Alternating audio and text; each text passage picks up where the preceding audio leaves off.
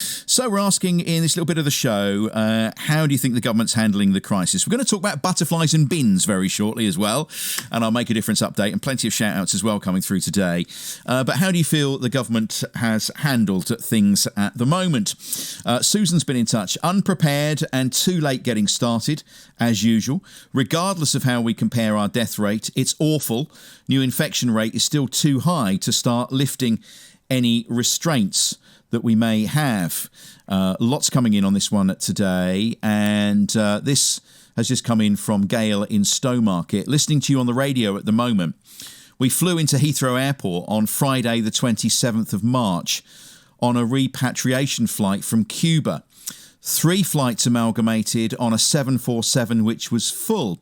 A few days after lockdown here, we walked straight through the airport, not tested, not questioned, then put on buses to Gatwick because that is where our flight should have landed, and our car was there. It was quite scary, says Gail.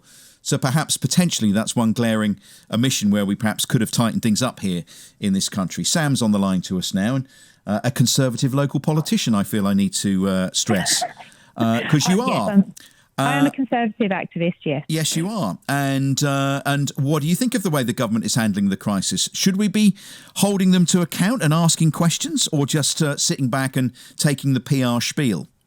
I think it is good to ask questions. I believe in democracy, definitely. And so asking questions is a good thing. I think we do have to be mindful, though. I did comment on your tweet because the media has a massive part to play in this. We can't just look at things like the death toll and that's it compared to other countries. Well, we're not just looking at that. We're not just looking at that. You listen to this programme, you watch the news. Mm-hmm. It's part of what's happening, and the death toll cannot be ignored. We have the highest number of deaths in a European country, and in the world, second only to the United States. Well, yeah, I mean, the United States, I have a friend in the States, and the way they're handling it is completely different to us. But, you know, each country, it's not apples to apples. We're comparing things, our reporting of the deaths. We include care homes. A lot of the other European countries don't. I think the government has handled it as best as they can. We were told, Sam, that to expect around 20,000 deaths, and that would be not an acceptable figure, but an understandable figure. We're now at 30,000 and rising. We are on the curve, 2 weeks behind Italy and ahead of them in the number of deaths. So we can argue about how statistics are gathered until the cows come home. The fact is 30,000 people have died in this country. 30,000 people. And could we have not done more? What about airports? You just heard me read the email out about Heathrow Airport. Could we not have locked those down? Well, it's already been explained. I'm sure you, like I, watch the damage report every day. It was explained the circumstances around people coming into the country. Well, you explained it because a lot of people don't watch. Come on. Why have other countries locked their airports down and put people into quarantine for 14 days when we say, in you come, doesn't matter where you've been, in you come, not a problem? My frustration is that we are so focused on getting the gotcha moments that we're not actually looking at what's going on at the moment. We predicted, I think it's about 85% of the population in the UK are following the guidelines. That is way more than what was predicted. So we should all be congratulating ourselves with You're how doing well what a politician does, and you're not answering my question. You're going off on your own agenda. So I'm asking you as a local. Now, hang on a second. We are playing a huge part in it, and I'll send you the emails of nice comments that we've had about what we're doing. The media has a job to do, and that is to scrutinise the government and to hold it to account. We haven't had an opposition up until very recently to do that. We will do today at Prime Minister's Questions. Absolutely. That will be fascinating. Why didn't we lock down airports? Straightforward question. Well, because the evidence, the scientists were suggesting that wouldn't have changed anything. At the end of the day, there is no cure to this right now. Look at New Zealand. They closed down their airports. New Zealand closed down their airports. Mm-hmm. Anyone coming in, 14 days quarantine. And now New Zealand is an incredibly different place, as you well know. They have way different procedures to we do. They're a far stricter country when it comes to people coming in and out of the country. They have completely different. Okay, so the government did all right by letting everybody in and out. That's fine. Boris Johnson, I think they're doing a very good job. Boris Johnson shaking hands with everybody when we were being told to keep our distance and to wash our hands. Look what happened to the Prime Minister. Irresponsible?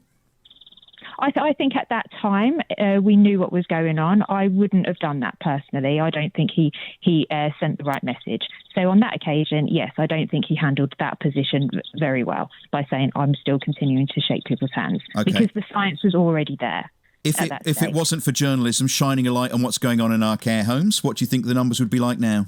I disagree. I think the problem with the journalism that we've got at the moment is there's never any satisfaction. So if we've got there's no PPE, there's no PPE. All of a sudden there isn't in many cases. We need lockdown. Then the government raises very difficult questions around domestic violence, looked after children. Now the media wants the lockdown to be lifted because they never thought of it. I'm sorry, you're calling the media as some kind of homogenous thing. It's not. The media is not just this one thing over there that's anti the government. The media has a job to do in its many different forms. BBC Local Radio, BBC National Journalism, the newspapers, the East Anglian Daily Times. We all have a job as journalists. We're not some big lump that you can lump together and say the media this, the media that. I mean, that's a pathetic argument. They have a massive responsibility because right now the public are very reliant on the media, and I think the public are turning on certain media outlets, not all of them, certain media outlets, they're turning away from them because they've realised that actually there is so much focus right now on that gotcha moment and not what's actually going on in this country. If we came together, and actually I'm going to say Keir Starmer, who is the opposition, has done a fantastic job right now of realising that you put party politics to one side for a minute for what's best for this country. It's not about party politics. The journalism is not about party politics. The journalism is about asking questions. It's not. I mean, how dare you? Asking the same question every single day and expecting different answers. You can't demand a lockdown and then when a lockdown happens, then start criticising the government. Who is demanding it? Who is demanding it? Every single media outlet that went onto the damage report was asking for this lockdown. We should be acting sooner. As soon as it happened, and then we as the government gave the information about, the negatives of this lockdown, the same media outlets that were saying we need to put a lockdown were the ones criticising the government and saying, well, what about domestic violence? Of course that was going to come into play of the timing of the lockdown anyway. Well, you're banging the party line and you won't accept any criticism, which is really interesting. I did with Boris Johnson. I think I absolutely did. But what my frustration is, as a human being, I've been in my home for 8 weeks now with my children. And so are a lot of journalists working from home. Yeah. Well, yeah, but my frustration is that you have to a degree, trust the people that have more information than you. I don't say not question it at all, but we're missing massive opportunities here because there is just one line. Every day there's a theme and we're missing stuff. We cannot compare ourselves to other countries. It's not like for like. It's 30,000 confirmed deaths in this country, which is higher than Italy. We are now the sick man of Europe. That's 30,000 people. And as I said before, we can argue about statistics till the cows come home. But each and every one of those people is a person with a family. There are parents, there are grandparents, there are brothers and sisters, there are work colleagues, there are neighbours. 30,000 people have died. And we sit back and just accept what the government is saying all the while. We're doing our best. Well, did Matt Hancock really get 100,000 tests done last week? Is that 100,000 tests being done every single day? Or was that sending out tests to various people to say, well, we've got them all sent out? It's really important that we get the facts. And if it isn't for journalism, we just sit back and have to listen to what the government tell us and believe it. And sometimes, heaven forbid, hang on a second. Any other country, given the amount of information that we are? Sometimes, heaven forbid, the government aren't quite forthcoming. Remember duck houses and MPs' expenses. And you talk about journalism, and I will defend my profession till the cows come home. Absolutely. Absolutely ridiculous. I'm sorry, I've got a lot of respect for you. I do listen to your radio station. I think you are some of the better media outlets there. But you cannot honestly sit there and watch the damage report every single day and think that these certain journalists on there are doing a fantastic By the damage job. report, you mean the Downing Street briefing, do you? Yes, sir. Okay. Yes, the Downing Street. Let me tell you how it works. So ordinarily, when you have a press conference, very, very occasionally you see the press conference broadcast. So let's take Ipswich Town. So if Paul Lambert is up there having a press conference with Phil Ham from TWTD, the East Anglian Daily Times, Brenna Woolley, there'll be somebody there from the Mirror, there'll be possibly somebody there from television, and he'll say his bit, and then they will ask questions. And quite often they will ask the same questions that the other person has asked because they want to get it for their publication, for their newspaper, for their television, or for radio. There are slightly different nuances to how they take that clip, that chunk, that soundbite out, and then play that out on the 6 o'clock news on the telly, or on the 5 o'clock news here on BBC Radio Suffolk, or write it up for the East Anglian Daily Times. So what you're actually seeing is journalism in working as it normally does, but you don't normally see that. So if you don't like the Downing Street press conference, just watch the 6 o'clock news. You don't have to watch it. That's what the journalists are doing. They're getting their own angle for their own outlet and their own distribution. But that's the problem I have, is their own angle. Right now, we are dealing with a pandemic. It's not that let's have an opinion on a type of footballer who may have had an affair. We're dealing with something very serious. And so I don't think that the journalists should be looking at an angle. I don't think journalists should be focusing on one word in particular that an MP has said because he's under or she's under an incredible amount of stress right now, and then looking for that gotcha moment. It's They're after different sound bites. Doing a great job right now. Look East, don't hang on a second. Look, I don't want to talk about Robert Peston. I'm not going to pick on individuals because I think that's unfair. You're the one that keeps talking about the media as a whole. So they are. Look East wouldn't run the same if they got a chance to talk to the Prime Minister in that Downing Street briefing. They wouldn't run the same bit of audio that the 6 o'clock news would do. They're different outlets, they're different formats. Radio 1's Newsbeat would be after something different that would appeal to the kids as opposed to what we would do. That's what they're doing. That's what a press conference is all about. It happens all the time, but you just don't, as a member of the public, get to see it, as we're doing now every day. And if you don't like it, don't watch it. Watch the 6 o'clock news on ITV or Sky or BBC, or read it in the paper. That's the choice you have. It's journalists doing their job. Well, and again, just like you are saying that the government's not doing a very good job right now, I can say the media's not doing a very good job right now. The journalists aren't doing a very good job right now because I think that, it's a stressful situation as it is, and this constant boom, boom, boom. I mean, we've seen it. There's been a lot of exposure about how they've wanted to get an angle, and then the people they've interviewed have been political activists. I'm actually glad that you said I'm a political activist straight away because it's full disclosure of the facts. There is a lot of stuff. So people from an opposition party are not allowed. So people from, you're referring to Panorama. So people from the opposition aren't allowed to have an opinion and aren't allowed to go on to programmes. So everybody has pretty much has an opinion. It should have been specified at the time. Really? They were there as medical professionals, not as whatever their political persuasion was. They were there as medical professionals.